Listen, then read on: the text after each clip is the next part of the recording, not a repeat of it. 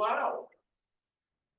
I have something it's like Good morning, fellow Toastmasters. Hope everybody is wide awake this morning, ready to go. We do have a bunch of morning people here, generally. So let's start off the meeting with a pledge to the flag. To the flag of the United States of America and to the republic for which it stands, one nation, under God, indivisible, liberty and justice for all.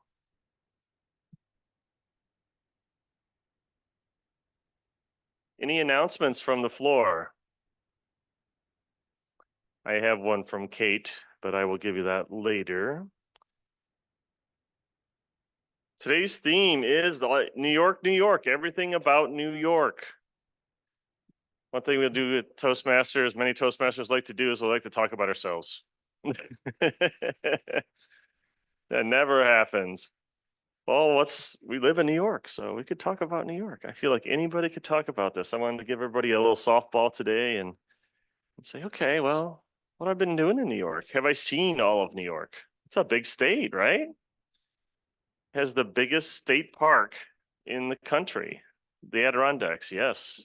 It is the biggest state park. It is huge. They even have moose there if you go there at the right time of year. Yeah, they have moose there. I haven't seen them there, but tried to go there on occasion, but you have to go early in the season, so it might be the weather might not be the best for most folks. So all the way down to New York City. I know Mark Campos went back to New York City recently, and he enjoyed some fine dining. I saw some posts on Facebook about that. And Dave Licata is coming in. He is late, but he is our inspirator. Do you need a minute, Dave, to He is here and ready. All right, Dave, inspiration for us today.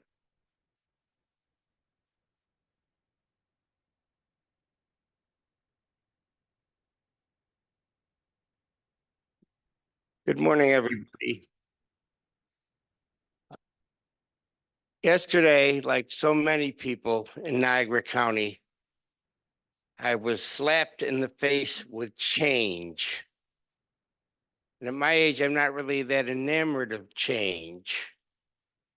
But I found out that my beloved Niagara County Community College is no more.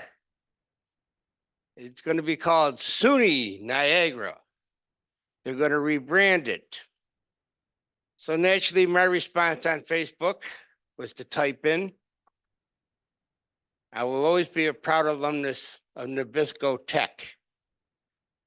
It was the Nabisco company that gave their vacant administration building to be used as the college's first home. So I might have gone overboard. But what I want to do this morning is to remind you that the only constant in your life is change. So learn how to handle it better than I did yesterday. So we can all work on that. Thank you very much, Mr. Toastmaster.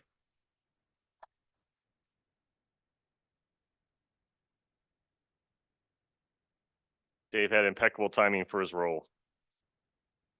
So the announcements I brought up with me this time, next week's Toastmaster from Kate is Nancy Ferry. Usually we say this at the end, but just so she knows.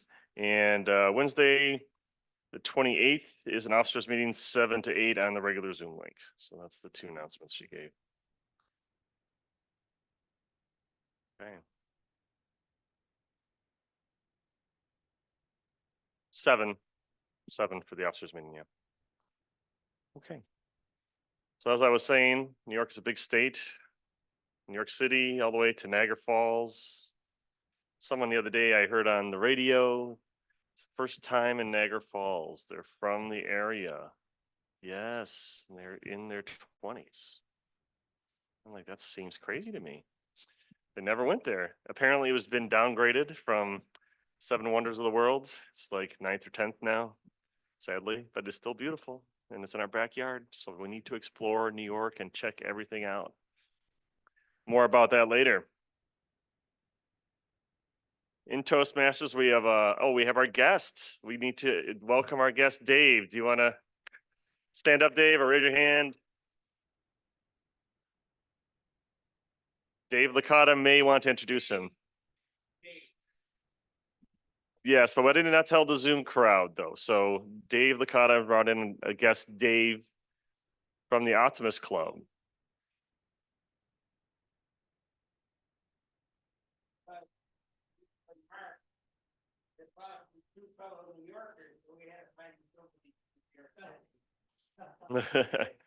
So Dave, our guest, is also from New York City. So we have a lot of Daves. We have a David from North Carolina. We have Dave Licata, of course.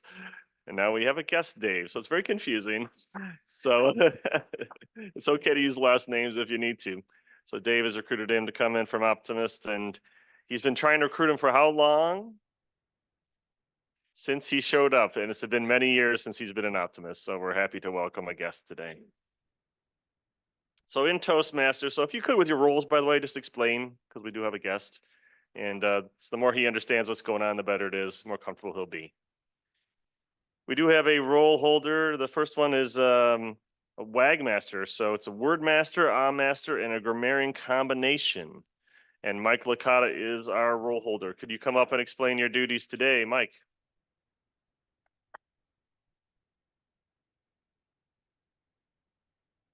Good morning, fellow Toastmasters. Thank you, Mr. Toastmaster, and our guest, Dave. My job this morning as the WAG Master is to do three things.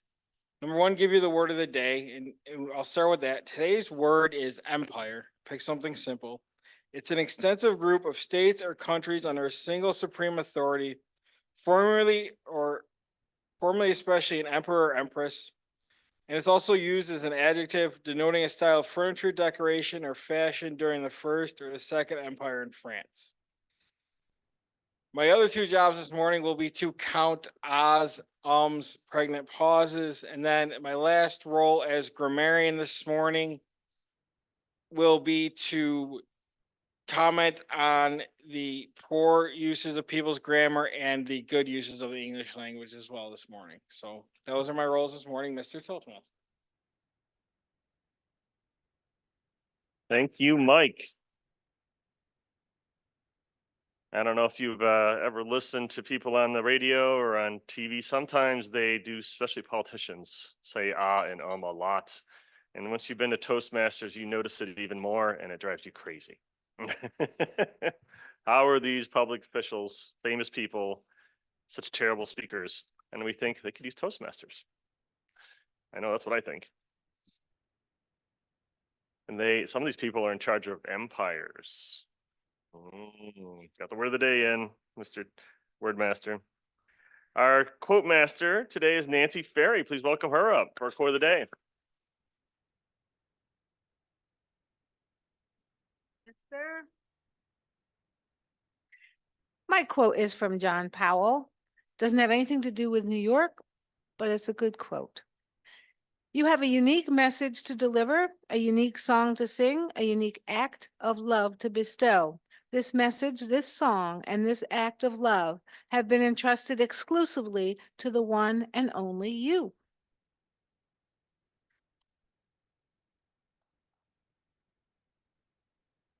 Absolutely. Couldn't agree more. Our jester today to tell us a joke to liven up the meeting is Sylvia is not listed. It's Marty. Okay, thank you, Marty. Thank you, Dr. Gerald, fellow Toastmasters, and welcome, Dave. Welcome. I'm sure you'll have a lot of camaraderie with our members and especially Mark Campos and some of the other guys that are from New York City. Okay, as I was perusing, looking for something from the Empire State, I came across this, just if you will, is funny. You know, when you look at a picture, the picture I was looking at on the computer showed a picture of New York City with all the huge skyscrapers and buildings, sort of gloomy looking, right? In the morning, it says, New York City looks terrible in the mornings. But I guess that's because it's the city that never sleeps, right? Back to you, Mr. Toastmaster Gerald. Thank you, Marty. And it is indeed the city that never sleeps. Love New York City. In Toastmasters, everything also in regards to speeches and evaluations are timed. And I would like to have our timer talk about our job duties today. Our timer is Sylvia. I know you're online. Yes, I am at my empire this morning. Today I'll be timing table topics, which is 1.5 to 2 minutes. You'll see a green screen at 1.5, yellow at 1.45, and red at 2 minutes. And this has a 15-second buffer before and after. Go back to my natural screen. Speakers, now unless told otherwise, they do 5 to 7 minute speeches. And the evaluators will be doing a evaluation of the speakers for 2 to 3 minutes. All right. Thank you, Sylvia. Did I have that correct? Okay, Yes, yeah, you got it right. good. Yes. Thank you. And for our guests, the reason things are timed is we want to keep them moving along, the meeting moving along efficiently. But also, there are some of us, I won't name names, that do like to talk and talk and talk and talk. I might be one. So we want people get a little annoyed if you do that for a long time. So we try to cut them off a little bit to give everybody an opportunity. Our quiz master today is Margot Bidner. Margot, can you tell us your job duties, please? She's online. Good morning. I would be happy to. And as people probably know, our official New York State apple is the Empire apple. It is a Macintosh cross created at Cornell University, and I could give you more information if you want. In any case, my job today will be to listen and come up with 3 to 5 questions about what's going on in the meeting. So for example, I might say, hey folks, what is our guest's name? And you will all answer. David. Dave. Very good. And that is what I will be doing at the end. I will come up with some more particular questions by then. Thank you, Mr. Toastmaster. Thank you, Margot. Definitely test your listening skills as well. So you gotta like that. So we kind of do quite a few different things at these meetings, which is fun. We also do some spontaneous speaking at these meetings. Marty is a dual role holder, it appears. Are you ready, Marty, to do some table topics? All right, go and welcome up. And some spontaneous speaking.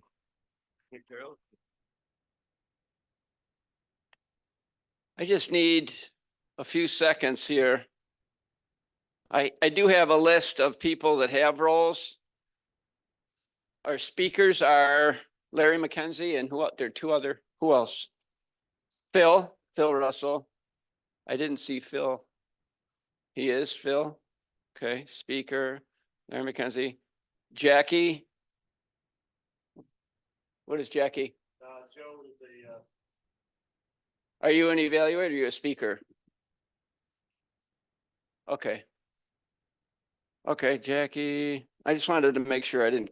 Joe Bodnack, speaker. Steve Smith, evaluator. Jill. Jill. Mark Campos. Mark, okay. Yeah, I'm evaluator too, Marty. Okay, got it. And David Licata. Okay, and Dave and guest. Okay, got it. Okay, thank you. Okay, for some off the cuff or extemporaneous speaking practice, I do have a few questions related to New York State and New York City, along with our theme. And my first question is going out to Jill. Jill, when you have to be a tour guide, when you have a guest visiting from out of the area, where do you like to take them to show off the state or New York City if you're in that area? Jill, and be sure to use the word empire. Good morning. Thank you, Marty, for this wonderful opportunity to push eclipse glasses We have them $2 a pair. Proceeds benefit Buffalo Astronomical Association's outreach activities, of which Wilson Star Search is one. That is one place on April 8th that I would take people here in New York, especially to the Wilson Solar Search event. Other places, well, sad to say, I've never been to New York City. Ah, yes. But like anybody else, I would take them to see Niagara Falls. Let's face it, that's an obligatory thing. Take them on the Maid of the Mist if you can get in there without lines being 3 hours long, which with online scheduling now, it's a little better. Last time I was on Maid of the Mist, it was still the diesel engines and you couldn't hear the announcements. So I'm kind of looking forward to getting on the new ones with the electric that you can. Jackie says it's pretty cool. Of course, that was the only time I've been on the Maid of the Mist too. Like I said, all the sites in Niagara Falls, Fort Niagara, let's face it, that is a wonder in our neighborhood. It's one of the oldest buildings constructed by the settlers in Western New York. Yes, Dave is trying to tell me something, but I can't read it. The French Connect built it, yes. Yeah, my sister would have a fit with me if I didn't say that too. And let's see. Of course, I would take them to Wilson Harbor and our own backyard. Show them around my gardens.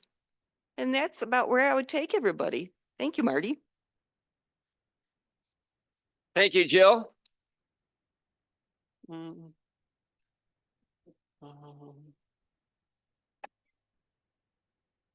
Then our guest, Dave. Dave, what is your favorite memory of a sporting event in either New York City area or New York State?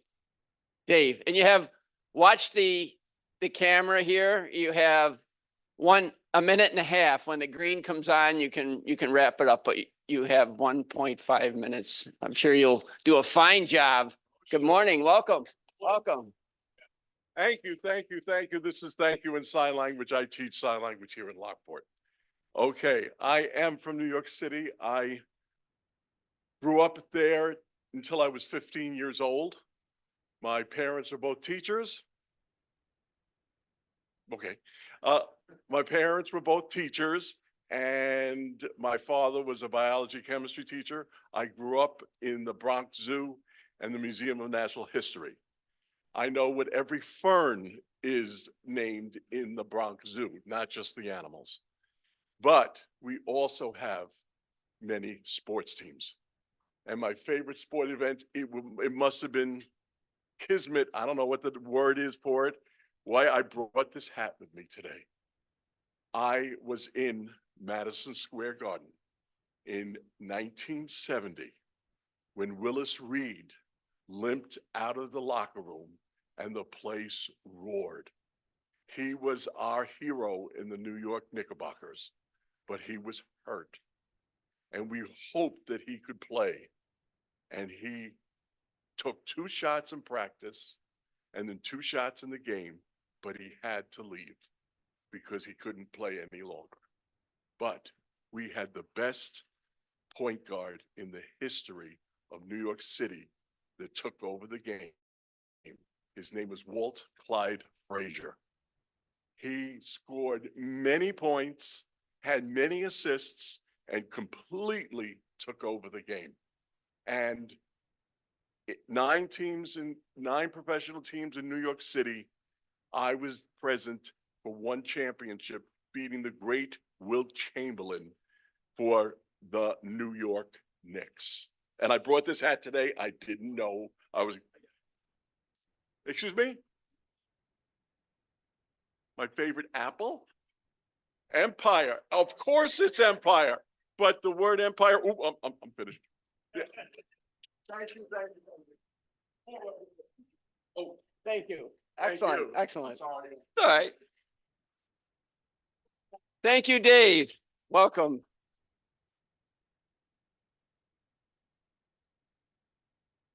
All right, the next question is going out to Jackie. Jackie, what is your favorite place in either New York State or New York City to go? And why? And remember to use the word empire. Jackie, thank you.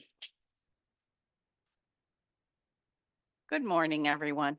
I know a lot of people think of New York City as the dark empire, but I've always been impressed by it and enjoyed going there. The first time was for the World's Fair. That was the year I graduated from high school. And my eldest brother and his wife took me along on a trip as a graduation gift. We toured the World's Fair and a lot of other things in the city. My second eldest brother lived there and had for a long time, so that was always a fun place to go.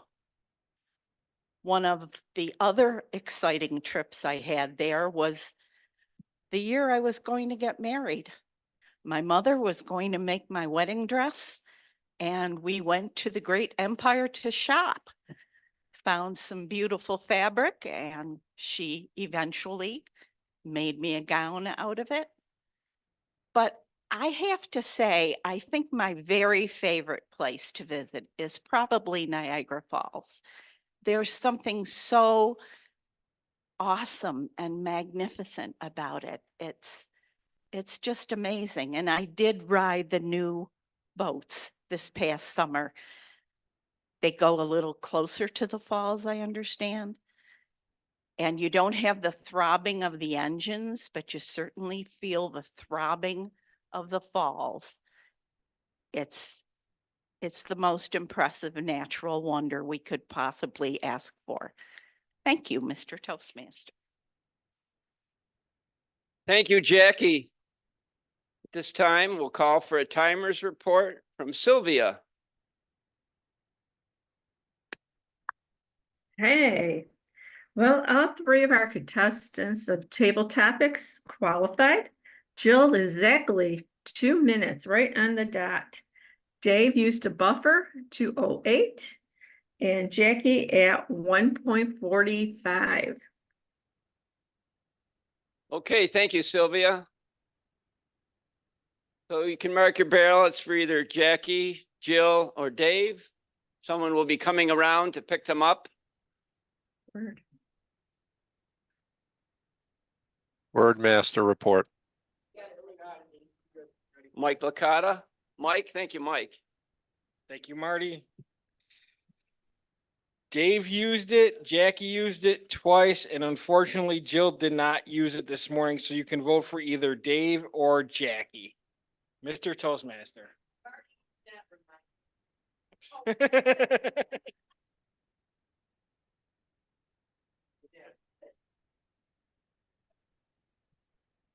It's okay. Marty was distracted. We kind of handled it. Thank you so much. And take a moment to vote, please, online in the ballot. Thank you for posting that. And also in the room. And someone will come around and grab them. Looks like Nancy. And tally them up at the end. And then usually we give out some ribbons and whatnot. Oh, there we go. Let's fix this. I think we're good. All right, good. New York, New York. So many cool things in New York. The Finger Lakes. Cornell was mentioned earlier. That's in the Finger Lake area. That's Margot's alma mater. But also they have a lot of nice lakes there. So a lot of water sports, a lot of fishing, a lot of hiking, Titanic Falls, beautiful area to explore. Even on a day trip, it's not too far from here. You do quite a things there. I definitely took the kids down to Canandaigua and went fishing back in the day for sure. It was good times. But in those areas, there are also wineries. But there's wineries up here too. And you may see Margot's background there, Margin Manor. She is an owner of a winery in the region here. And we have a number of folks here that actually work for her as well. So definitely wanted to give her a plug in regards to wineries. So definitely go out and enjoy all the wineries in the area. This part of the meeting, we usually will do speaking, prepared speeches, and we have evaluators, as I mentioned earlier. Evaluator one, Carol, are you prepared to explain Joe Budnick's speech? Yes, I have some information that this is actually a continuation of a two-part speech. And I'm not sure exactly which path it is from. And I do have the title. So I would like to introduce Joe Budnick with the speech. This is not a drill, part 2. Yes, and give a round of applause, please. Welcome up.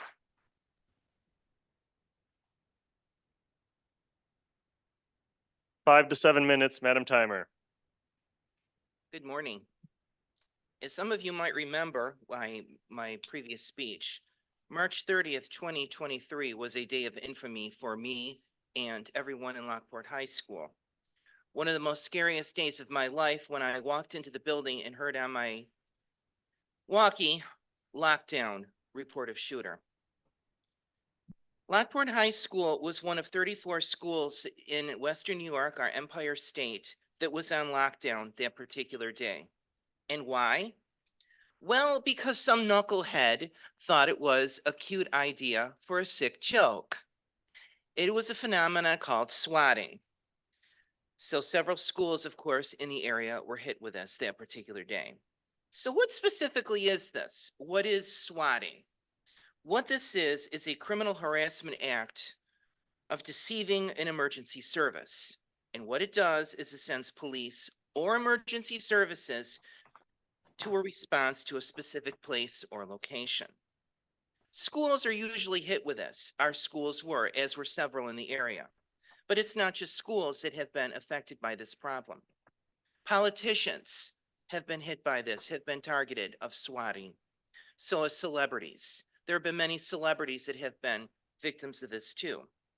But it's not just reports of shooter that people will report and call in. Sometimes they will call in for a bomb threat. I remember that a couple times when I was in high school, long before this really became a problem. We used to have bomb threats. Sometimes it would say a murder or assault has occurred to send an emergency service. And sometimes they will say there's a hostage situation going on, or that someone is suicidal. It's not just a shooter. Many of these things do occur. If you guys remember several years ago, I don't remember all the details, but I remember somebody made a call from a CB radio somewhere saying that they had gone down in a single engine plane over, I believe it was a cornfield. They said that they were trapped upside down. I can't move I can't move my legs and I need help. Well, emergency services checked out just about every field, every cornfield, every crop field that they could find, and nothing was found. It was proven to be a joke. And that was an example of swatting. So like I said, many schools were hit with this, many schools have been, and it is an ongoing problem. So what can we do about this? What are some of the things that schools can do and authorities can do to combat this problem? Well, unfortunately, there really is no magic bullet. Emergency services must respond.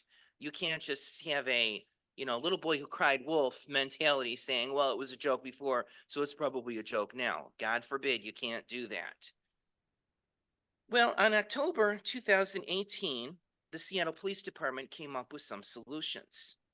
One is to educate 911 dispatchers for ID fraudulent calls, to recognize the signs of calls that are possibly fraudulent or could be a joke, or cranks, for example.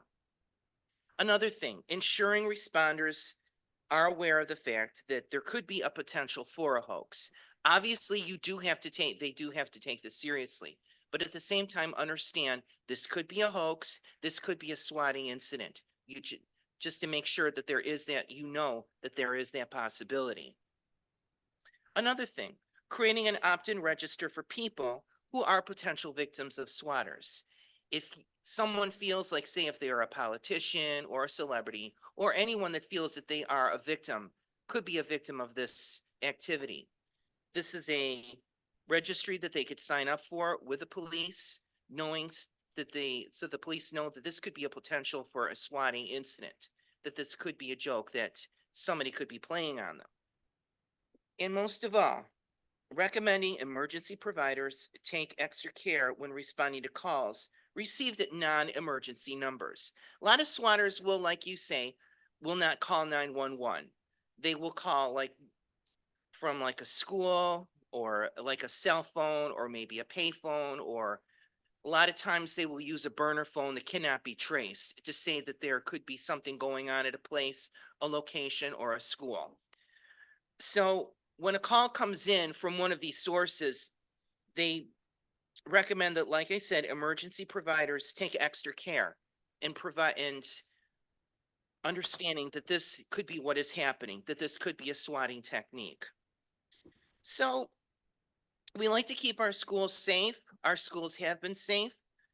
When this happened in our school, our principal, Don Wilkie, praised all of us for our swift response, for keeping our schools safe, our students and ourselves safe, even though the students were safe, but still, this could be potentially dangerous, sending armed guards to a specific location when it's a joke. It was surreal when I was experienced in that teacher's lounge. That's where I took shelter, and having armed guards coming through the door with vests and automatic weapons, that was something I thought I'd never see in my life. So we take precautions to keep our children safe and our students safe in our schools. But someone is out there who thought that this was cute, and that person could use a good swat, in my opinion. Thank you, Mr. Toastmaster.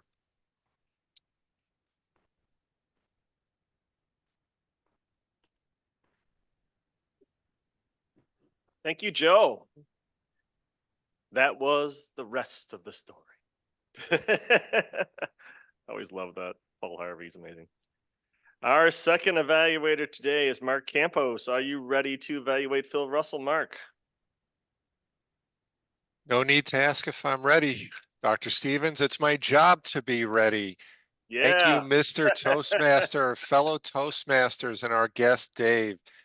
Before the meeting starts, we tend to hear a lot of the conversation taking place in the room, and my very keen ear thought I detected the unmistakable accent of someone else from the old country. So there was no need to spell out that he's from the city. I gathered that immediately. Anyway, it is my privilege this morning to evaluate Phil Russell. Phil is working from the Dynamic Leadership Pathway Level 1, Writing a Speech with Purpose. And the purpose of this project is to learn or review basic methods for writing a speech with a defined purpose and to present a well-organized speech on any topic. Madam Timer, his time is 5 to 7 minutes. And I'll introduce him if you don't mind, Mr. Toastmaster. Please join me in welcoming Phil Russell with "We Are Working." We are working, Phil Russell. Mark, wonderful introduction. Madam Timer, don't start with timing yet because I've got to talk about this New York. You see, I too don't like change. I become a curmudgeon with it. See, I'd rather be over at Bellinger's Hill in Lockport at the end of Allen Street, riding either a sled, a Christmas tree, or a cardboard down clear ice right into the road. Wow, what an exhilarating feeling that was back then. I don't want to. I got to go back. I don't want to change. I'd rather be over Bellinger's Hill building forts, riding Christmas trees, all that stuff, hanging out at Hannigan's store. But change happens, and I'm here. Now, as I grew in high school, we talk about a place to go. We went to New York City, as Mark affectionately calls it, the old country. That's where my grandfather came over on a boat, Ellis Island. And my great grandfather, or sorry, maybe great great grandfather, doesn't matter. My favorite place to go to was exhilarating. The top of the Empire State Building. What a place to go to. It was really cool. We all loved it. We had a great time in New York City. The priest that took us down there, of course, we had to get in trouble. We always do, but that's just part of us. And that's my talk about that. Now, in just a moment, I will start. Welcome, all of you. Dave, and Dave.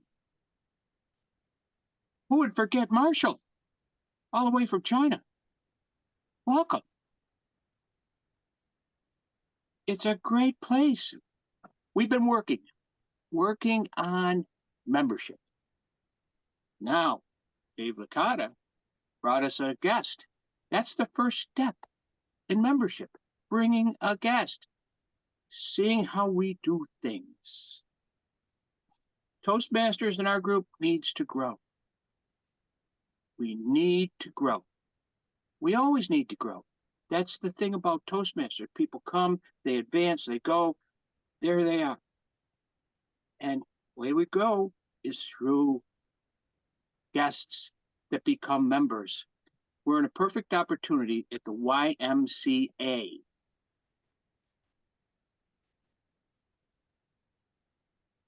I want to thank you all who have been helping me work on this project of growth for AM Lockport Toastmasters. We have been working.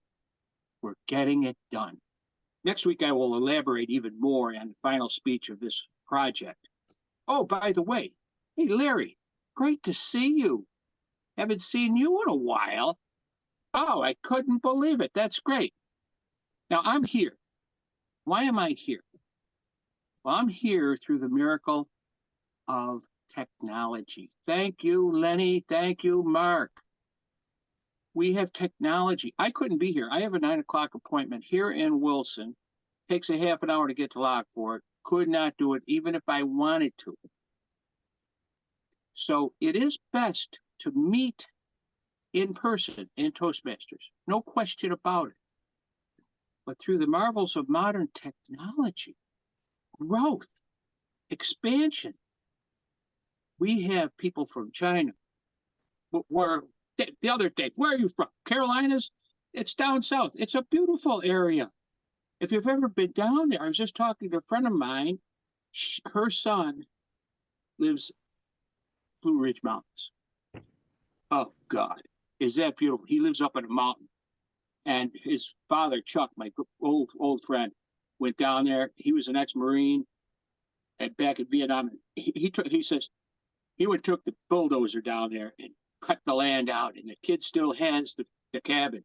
Chuck used to love that. Unfortunately, he's not with us anymore, but that's okay. His memories are still there, and his wife, as she said, she goes down there, and when she goes down there, she does have to camp. But her idea of camping is a Holiday Inn. So that's her view of it. But she likes it down there. Now, this project is getting done on membership. We're going to do an open house the first Thursday. We're on Thursday, right? Thursday of every month. Now, we have people working on the food. We have people working on advertisement. I'm going to be on the radio next week, the 27th. I think WLVL, it's at 8:40. It's going to be, I've got about 3 things going on that morning, so I'm going to have to sneak it in.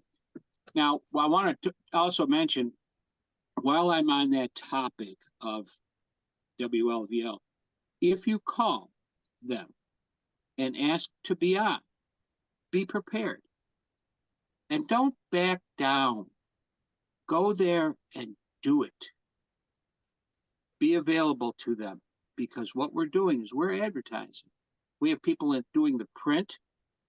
We have people doing television. We have every avenue covered. The biggest part is going to be, and we have people working on it, it's right there in the YMCA. Why? Why? There's young people there. That's the busiest place in Lockport. Look out at the parking lot. See how many people are parked out there. See how many people are walking around. They have young people working there. Now, Lenny needs help with technology. He needs a young person to train. I'll bet a nickel to a donut, or dollars to donuts, as my mother used to say. If there's a young person that would like to learn that technology and transfer it over to some kind of job that he could have in the future. I was talking with Joanna. She's the program director. Huh? No brainer. Toastmasters started right in a YMCA in California years ago.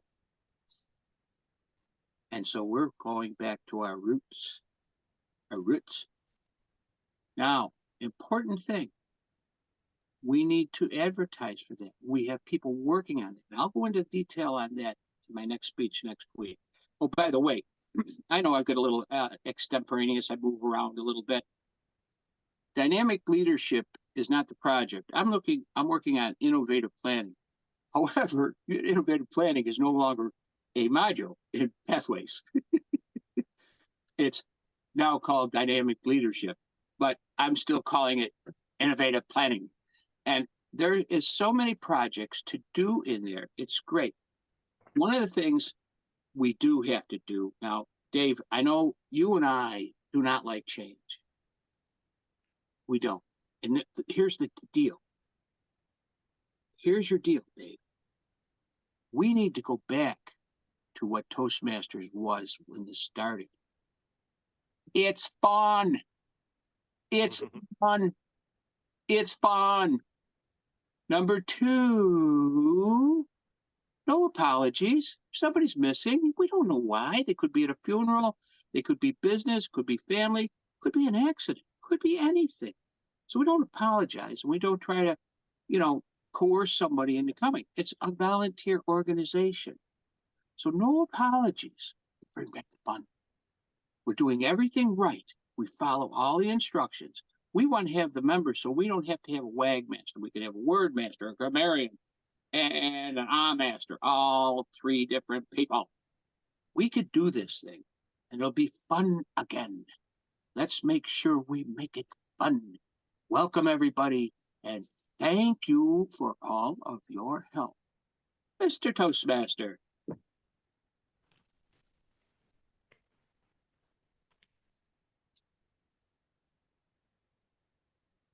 Thank you, Phil. For those of you who don't know, it is the 100th anniversary of Toastmasters this year. And there's a convention in Anaheim, California. I will be going, so that'll be fun. I think David Jones might be going. So I'll get to actually meet David Jones in person. He came all the way from North Carolina here to visit us. I was not here that day, so I'll get to hopefully meet him there. And maybe we can find out where the actual first YMCA was and take a picture there. That might be cool. I'm not sure where it is in California, but it could be demolished, but it'd be worth looking up at least. That might be fun to take a picture there. Yes, Dave. Okay, Bakerfield possibility. And before I introduce my third evaluators waiting in the wings here, I did not introduce my general evaluator, Cardinal Sin for the Toastmaster, because he is evaluating me. So David Jones, I'm now introducing you. Do you want to tell us your role, please? Yes, and that's all right. I brought out my red pen for you when you forgot to introduce me. Taking some good notes. As general evaluator, I evaluate the meeting as a whole, and then I also evaluate the evaluators. The evaluator is an important part of our meeting where we have a peer give us feedback on our meeting, and we want to make sure they're giving good feedback to help our speakers, and that's my role. And I'm glad, or I wish I was in the Empire State today because I believe you all woke up to the 40s, where here in Charlotte, North Carolina, we woke up in the 30s. So you guys are actually warmer than that. What are the odds of that, huh? Thanks for making us feel better, Dave. We appreciate it. He said Jill said it was 48 in Wilson. So which is Even harder to believe it's close right down the lake, right? Okay, without further ado, let's introduce our third evaluator, Steve Smith, waiting in the wings. It's up to you. Okay. Thank you. That's not bad. I have the honor today of evaluating Larry McKenzie. Welcome back. Larry is working the engaging humor pathway, introduction to Toastmasters mentoring. His purpose today is to clearly define how mentoring works. And the specific purpose, if I'm reading this correctly, is to share some aspect of a previous experience as a protege. His time, Madam Timer, is 5 to 7 minutes. I give you Larry McKenzie, the Swan.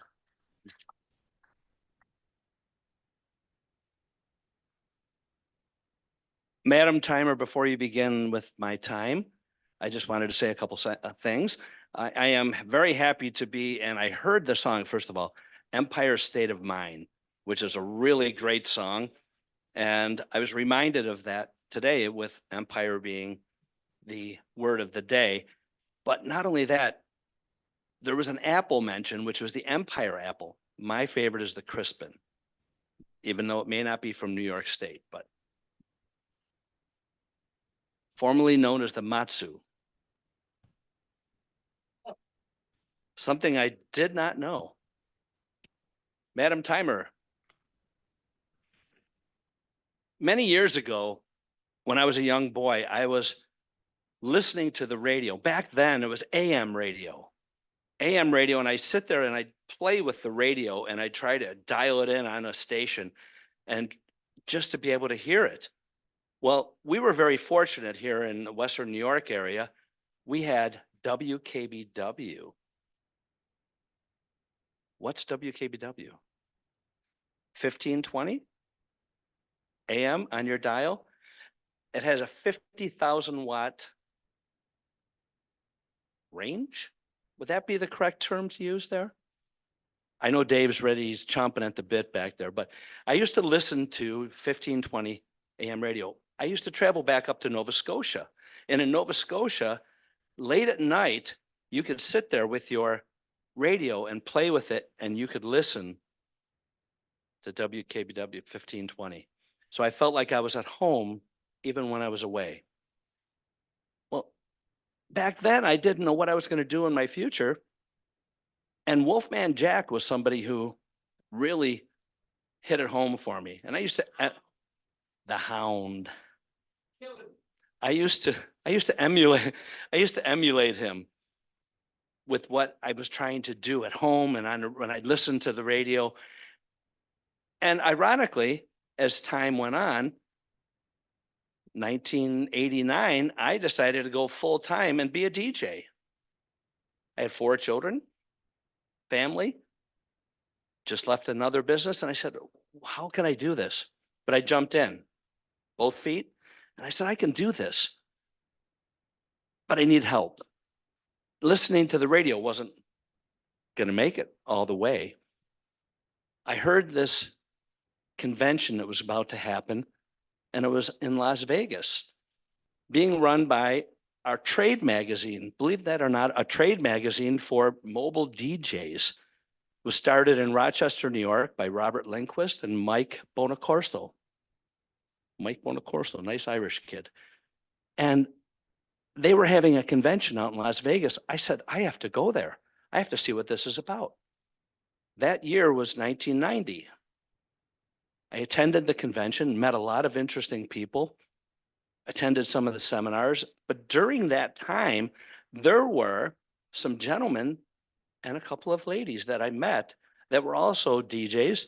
And it was a new business back then. It was a weekend warrior type thing. People weren't working at full time. Those of us that were decided, well, let's get together, because what we were learning in the seminars was basic kindergarten, first grade, second grade. And we were a touch above that, we thought, with what we'd already known, because it was being taught to us in a way or presented to us in something that we already knew. So we decided to meet afterwards. We go to dinner, go have lunches, go for coffee in the morning before the seminars. And from that, I found a relationship with a group of gentlemen and ladies that formed a group that we decided, you know, we should get together. Hence, 1991, there was another convention in Orlando, Florida, at the Swan Disney property. It was one of their newer properties back then. We attended the meetings, but after the first meeting, a lot of us decided, you know what, let's get together. So we had our own meetings, and there was a group of about 13 of us that got together, and we shared ideas. Now, when you're in business such as DJing or other things where it's a competitive type thing, you're afraid that if you share something with somebody, they're going to steal it and run with it. And then it was your idea. But this was a group of people that were willing to share their ideas.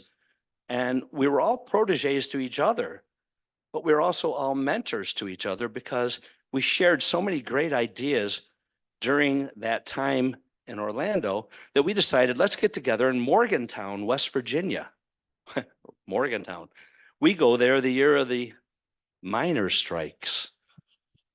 They were shooting from the hills at people, but it was a good time. We got together, we rented a room, and we just met for 3 days in a room similar to this, and we shared ideas.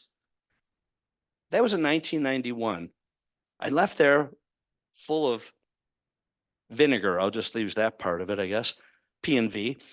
And I came home and I said, oh, I'm so enamored with what I've learned.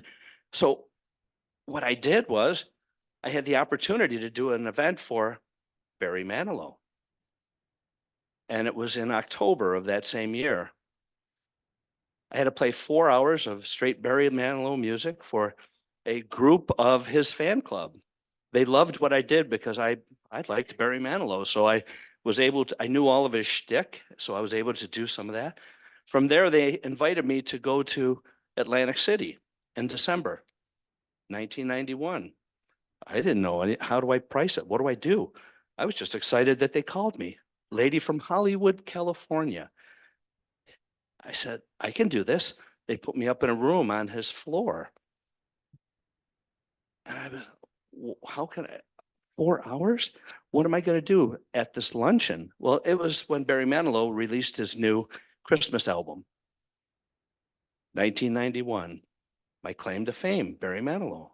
Now, some of this would not have happened without the help of those people that have been my friends for the last 30 plus years.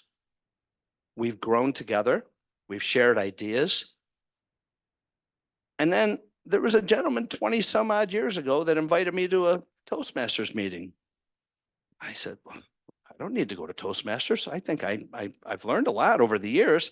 Well, Dave Licata, after 20 years of asking, I finally showed up at a meeting. And I learned that public speaking, even though I'd been doing it for so long, there's so much more you can learn and so much you can share with other people. Dave has shared with me. We went and took a class at Trip, I will call it. And it was in voice and diction. Helped me greatly. I've been trying over the years to, I guess the best way of saying it is never quit learning. COVID did a number on a lot of us, and this is my first meeting in over 2 years that I've attended in person. And I thank you for letting me speak.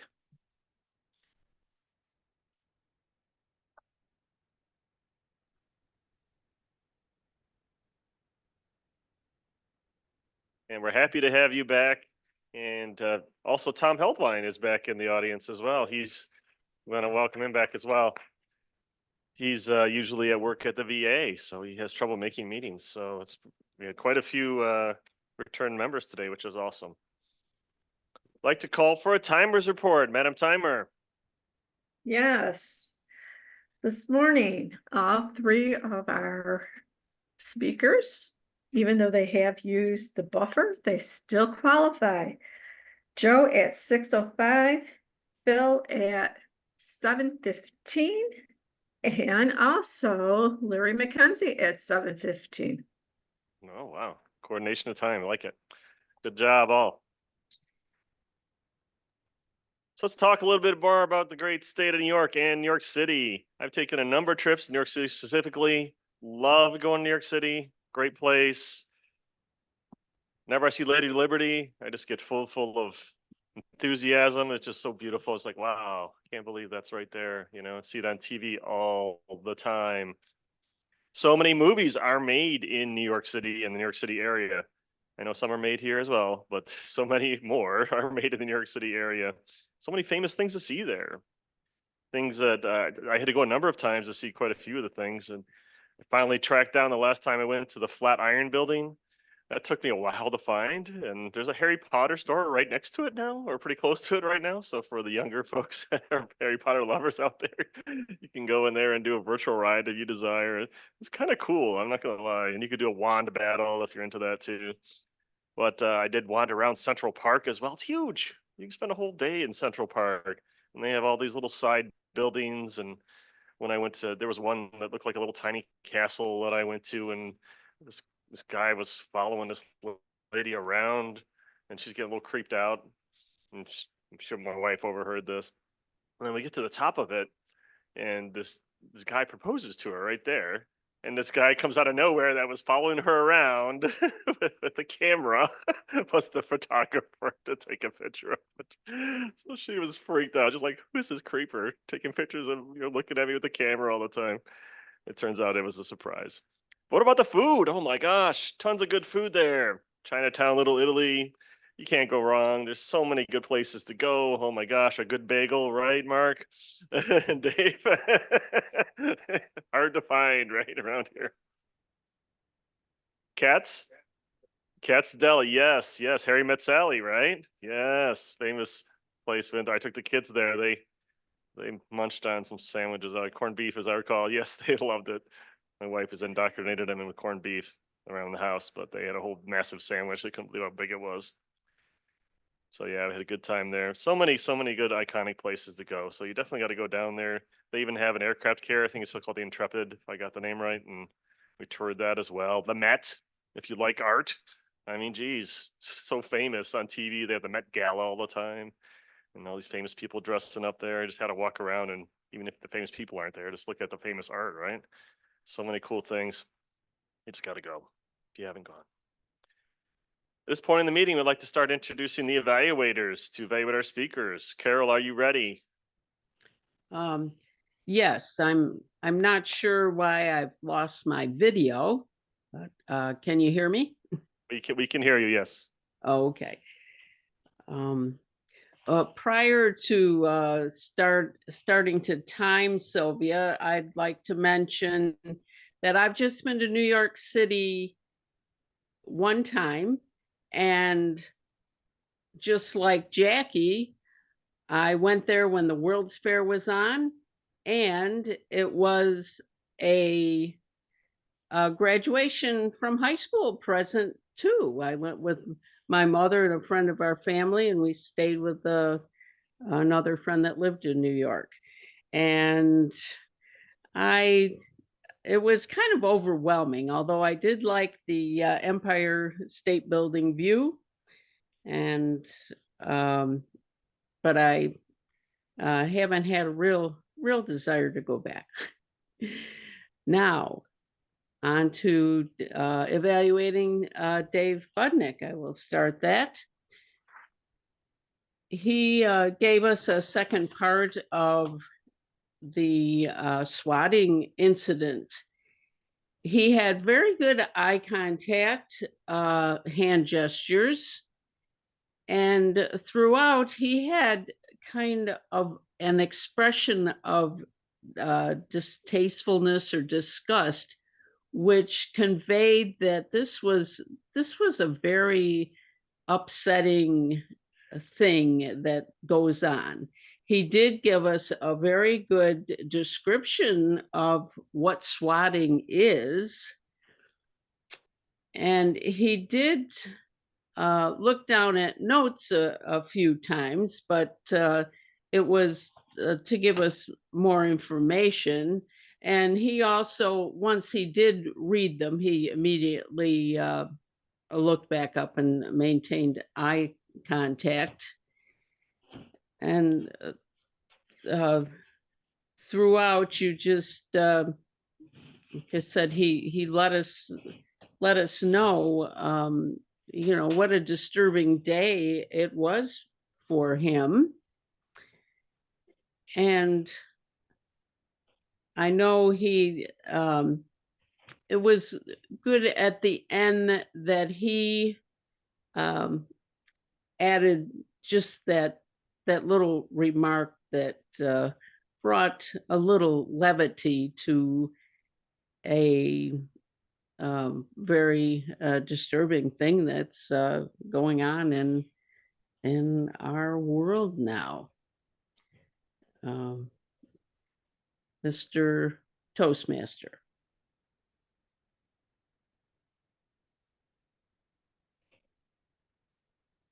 Thank you, Carol. Our second evaluator, Mark Campos, when you're ready. Thank you, Mr. Toastmaster, fellow Toastmaster, and our guest, Dave. Once again, it was my privilege to evaluate one of our best and most accomplished Toastmasters in Phil Russell. Phil, we are working, written out in caps. It was an intriguing title. I was wondering where you were going with this. Let's talk about your strengths as a speaker first. I think that your gestures are always awesome, very big, very demonstrative. I like the way you often will lean into the camera to accentuate a point. I think that's a very effective thing that you do.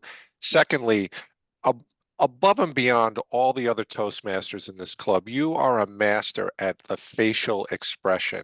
At times you'll lean in, your eyes get really big when you're making a point, just all sorts of expressions that accentuate the points you're trying to make. Very, very strong. Your pacing is wonderful. You speed up at times, you slow down at times. And that's a reminder that vocal variety is not just about volume. It's about speed and other attributes in terms of just varying one's delivery. Overall, you're just such a very expressive speaker when you deliver a speech. Now, building upon these strengths, I think you could be even more effective in just a few ways. I'd like to see a little more consistency in terms of talking to the camera. In the latter half of the speech, you seem to focus on that a little bit more, but earlier in the speech, you weren't really locked on us. Maybe you were looking for reactions on all the different Zoom squares that you see on your screen. Second thing, just try to be more centered on the screen. I find I've overanalyzed this stuff. It's me, it's not you. But I think I tend to focus on that a little bit. Like if I see someone off center, and of course I should probably make sure that I'm centered when I say that, and it looks like I'm reasonably centered. Last thing, I would equate you as a speaker to a jazz musician. And this can be a blessing and a curse. You start playing, you're just riffing, and there's a stream of consciousness and an interpretation of the speech, and you alluded to it. You'll go in all sorts of extemporaneous directions. That's great for filling up time. I think the speech could have been more effective to sort of stay on point. Like one example I'll give you, when you started to talk about North Carolina, you went down that bunny trail for quite a distance before you brought it back. So just something to be mindful of. But overall, I love the speech. I appreciate the passion that you have for Toastmasters, and I thank you for all the work that you and others have done in connection with this growth initiative, Mr. Toastmaster.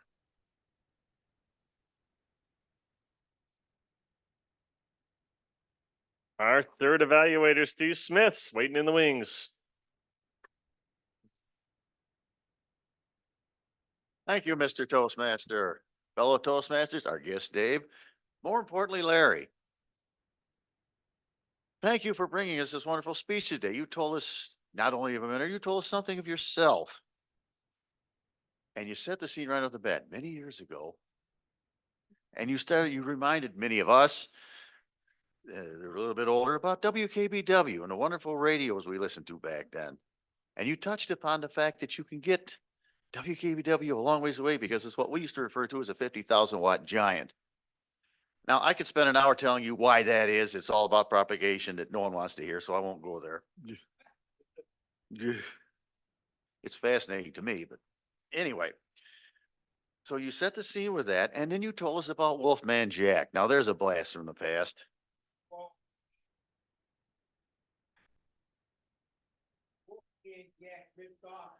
You want to do the eval? I thought about that, but I wasn't sure. I didn't think he was on WKB, but that's beside the point. Wolfman Jack was your mentor, even though he didn't know it. He was. He was very influential on you. You explained how it was you came to become interested in being a DJ and how you became a DJ and how you pursued it. And through all this, your vocal variety was there. You come up, you go down, and as Mark pointed out, you varied the speed, which is also very important. That's where we get into one of my comments. The voice was involved. Get the rest of your body involved. Be more theatrical. Remember WKBW? Just get out there a little more. That's my hue and cry to everybody. You used the term shtick. I love that term, but you might have explained that to the rest of the people here who don't know what that means. It means your routine, something unique to you. It's actually a Yiddish word. But I love hearing that in there. You mentioned another good point. Like many people who all of us have talked to, I don't need Toastmasters. Those are the people that do. The problem is they don't realize it. And as you brought up, once you get in here, you learn things that you didn't know about the art of public speaking. So it's beneficial to everybody, even accomplished speakers. I wish I could find a way to project that more to people I'm trying to talk into this, because I've tried a couple of times and I've got that same response. I don't need Toastmasters. Yes, you do. So thank you for bringing that up. Another great point, never quit learning. Brought us a lot of good points in this. Now, at the end you finished up, thank you for letting me speak. There's two schools of thoughts on this. Many people think you should never thank the audience. I think you should. Thank you for taking time out of your schedule to listen to me today. I'm grateful for that, and I want to express that. That's my side of that coin. But having said that, it was kind of a flat ending. You should have elaborated a little bit more on your whole speech. Just thank you for letting me speak and leave. Okay. Those are my room for improvement. I didn't want to do a whitewash, so thank you, and Mr. Toastmaster.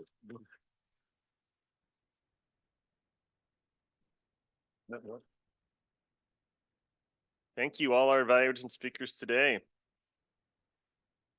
What else about New York? Let's talk a little about that after we do a timers report.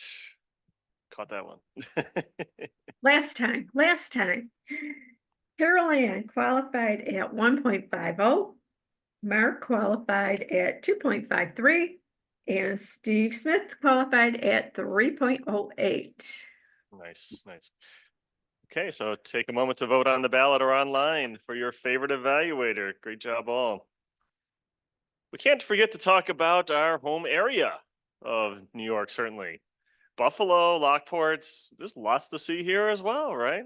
Of course, the canal's very famous. You do a ride on that and check that out.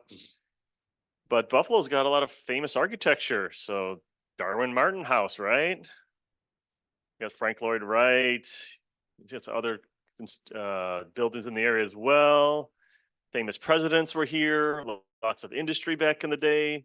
We have our own art museum, Albright Knox, which had a renovation recently, which I was going to go to on Monday, but now I was a little delayed with being a little ill this past weekend, but I'm pretty much 99% recovered. Happy to be here today.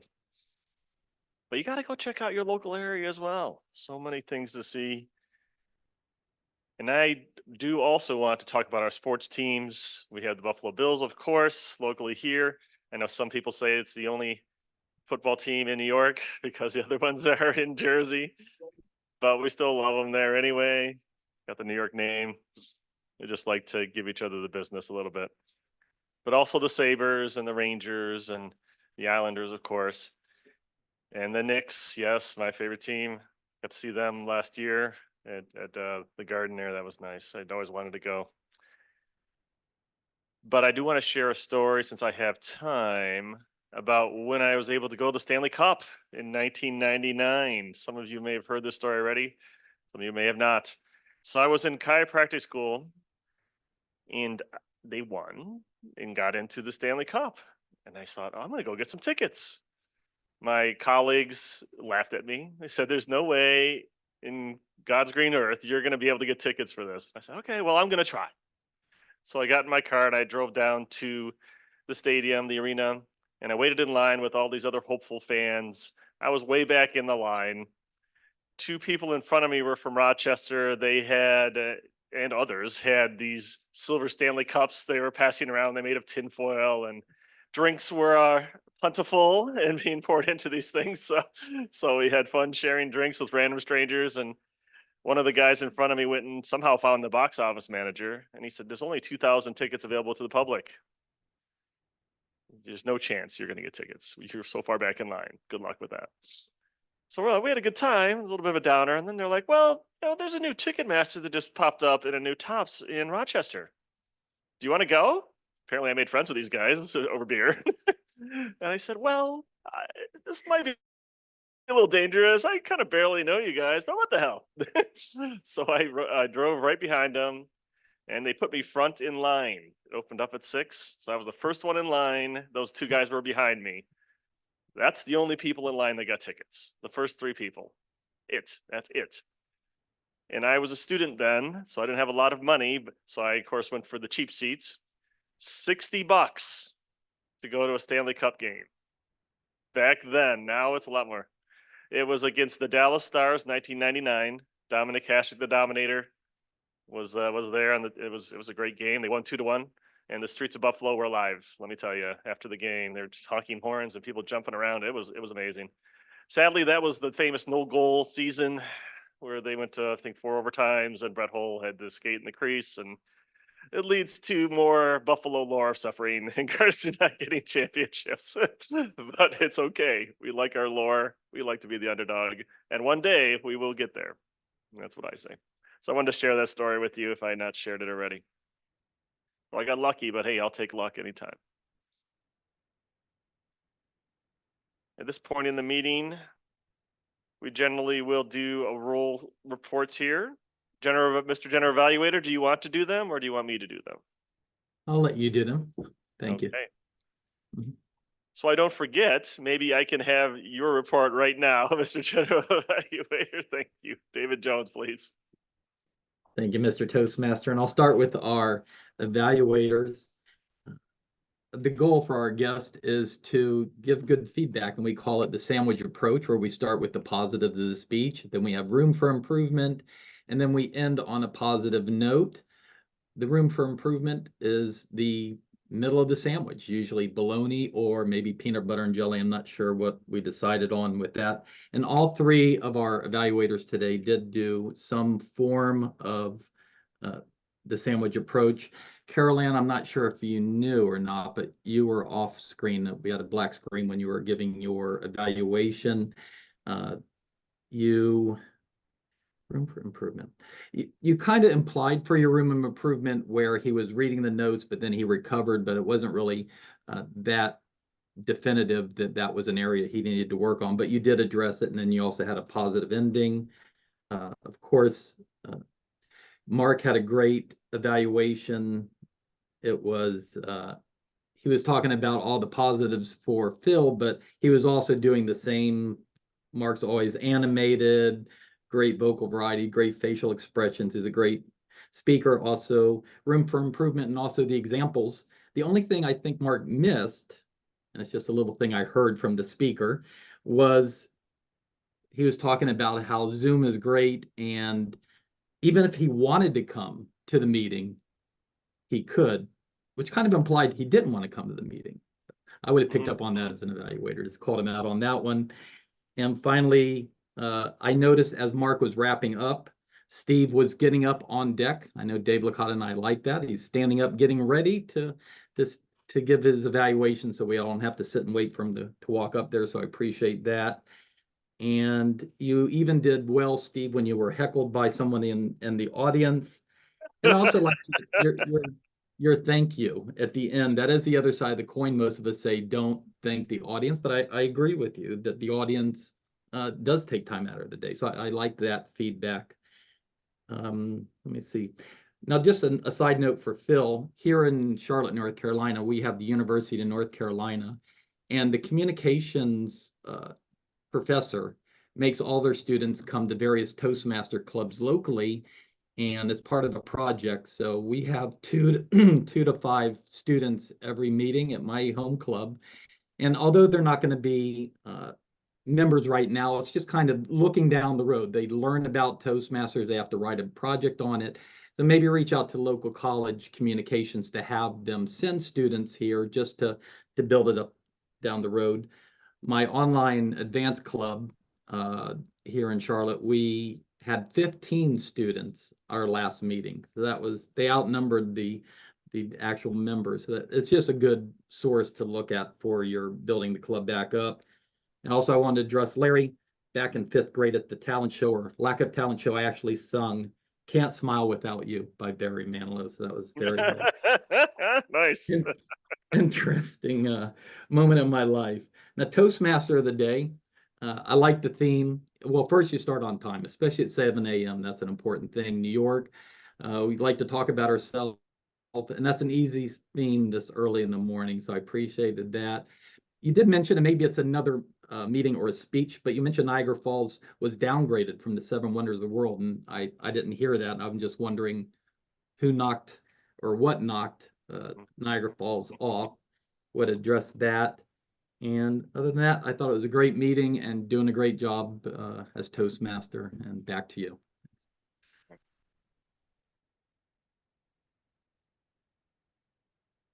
I'd like to get a Quizmaster report if I can, and a few questions from Margot if you're available. Sure, I just have a few questions here. Joe talked about swatting. How many schools were actually swatted? 34, they say. Is that correct? Absolutely. Good job. So we had some speakers today who dovetailed on each other. So there was one specific tourism destination that both Jill and Jackie recommended. What was it? Maid of the Mist? Yep. Which radio station did both Larry and Phil mention? WKBW. Mm-hmm. Yep. When will the open houses be? And what will be your job there? First Thursday, what he says, and job? Bring a guest. Everybody has to bring a guest if you listen to Phil. And a final very tough bonus question, whose picture was in the paper this past weekend? Mm-hmm. Margot was in the picture, yes. Who else? I was in there as well, yeah. Thank you for that very nice picture, by the way, Margot. Mark Brownbold and Harry Carlson, and I believe all of us had our DTM, which is why I selected that picture. It was one that had the DTMs in it. So if you didn't catch it, go to the lockportjournal.com and see my very brief description of Toastmasters, Mr. Toastmaster.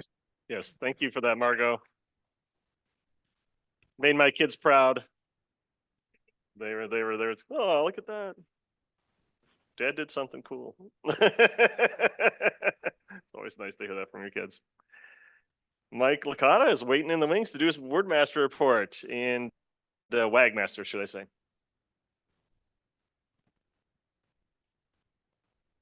Thank you again, Mr. Toastmaster. Good morning again, fellow Toastmasters, and our guest Dave. It's a longer report today. After table topics, Joe used the word once, Phil used the word once, Larry used it 3 times, David Jones used it once. And that's the word report. Master is a little bit longer. Carol, you had more than 4 ahs, and you had more than 4 ums. Larry, you had 2 buts. You also had a gonna. So listen for that. You had 1 so. You had 1 and. David Jones, you had more than 4 ahs. You had 2 ands and 1 Steve had 1 u. And Mark, I have to give you credit because I think as Toastmasters, we continue to evolve, and you're going from filler words to now you're using filler phrases. So I think you should just eliminate phrase like I think that overall, and you don't have to apologize for overanalyzing. It is important as evaluators to make sure that everything we think should be covered as an evaluator gets covered.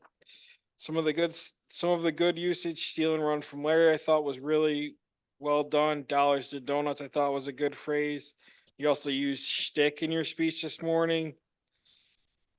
We have the ability in our club to go back and listen and rewatch meetings, or we can rewatch our own speeches because of our presence on YouTube. So I do encourage all of our Toastmasters to go back, and even if it is something as simple as watching your own speech, to go back and learn from what we do, learn from everyone's speeches, because it is important to again learn and make sure that we are not making the same mistakes over and over. And I will, with that, my report, I will hand it back to our Toastmaster.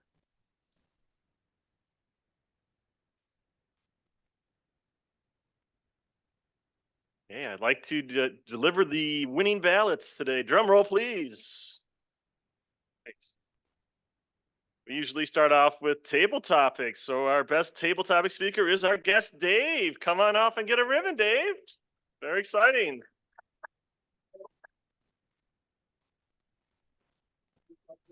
Absolutely.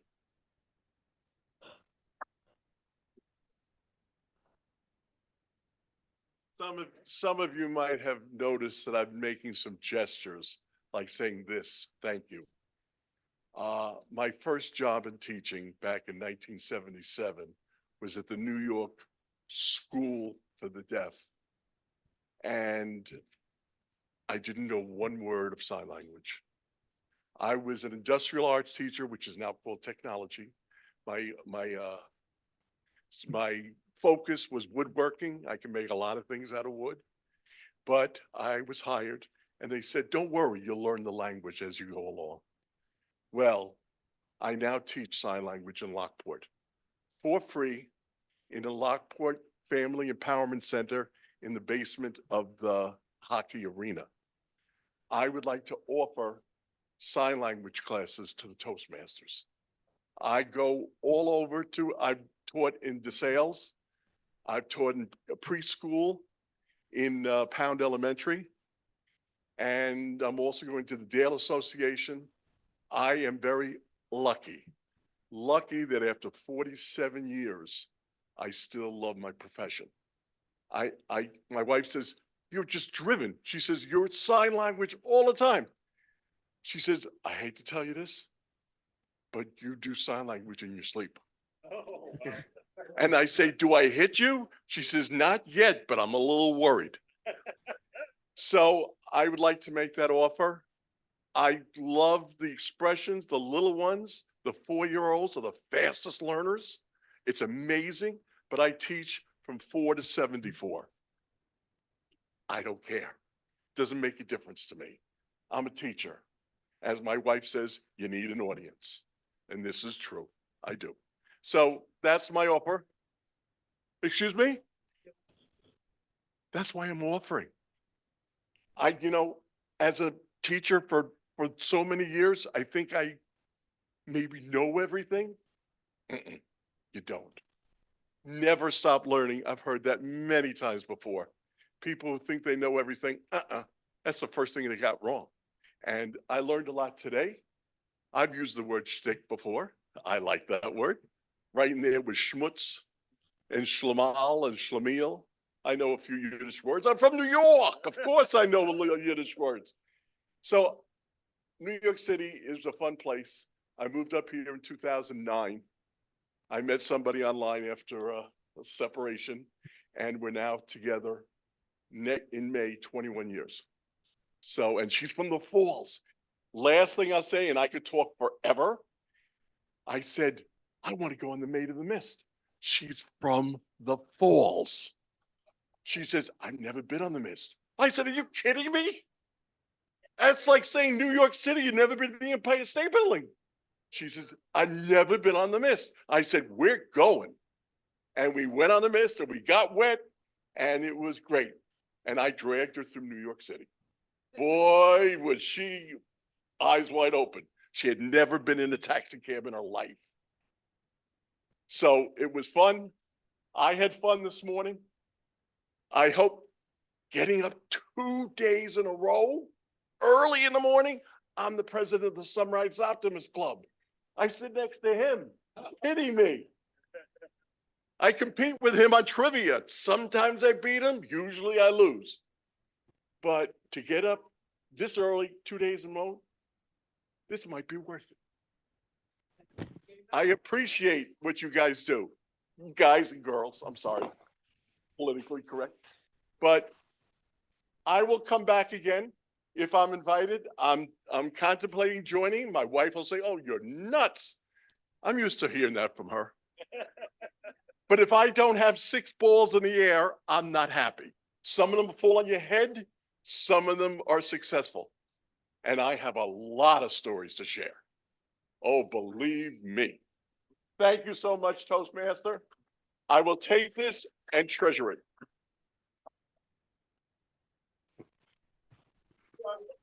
Yes, yes. And you are welcome back anytime, certainly next week, and be a guest again, and get that man an application, please. Our best evaluator today is Steve Smith.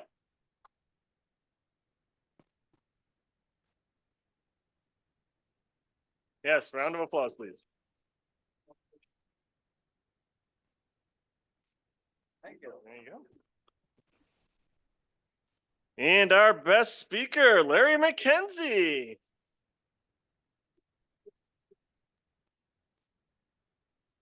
Still got the skills. Good job. Good job. And we're going to grab our split club here. And then Marty has an announcement, possibly. Dave Channon, I think. Is that how you say your last name? Yeah, he's from Queens. Queens. Oh, he's got a thumbs up from Mark. I like that. All right. What neighborhood? Flushing. Okay, well, Flushing is good. The Mets play there. I was 5 minutes from Shea Stadium. 5 minutes from Shea Stadium. Gotta love that. Ozone Park here, South Queens. Nice. We have some New York Yankees fans also in the club, me and Dave Jones. So we like to razz each other. That happens a lot. So you can enjoy that as well if you like to join in. It's a good time. Our number for the split club, 378-2453. Is it Tom Heldwine in the back? All right, Tom. Unfortunately not. Yes, it has to be the exact number. As I said earlier, the Toastmaster next week is Nancy Ferry. Nancy, do you have Nancy Ferry? Wake up. She's looking. Okay. Meditatively out in the distance.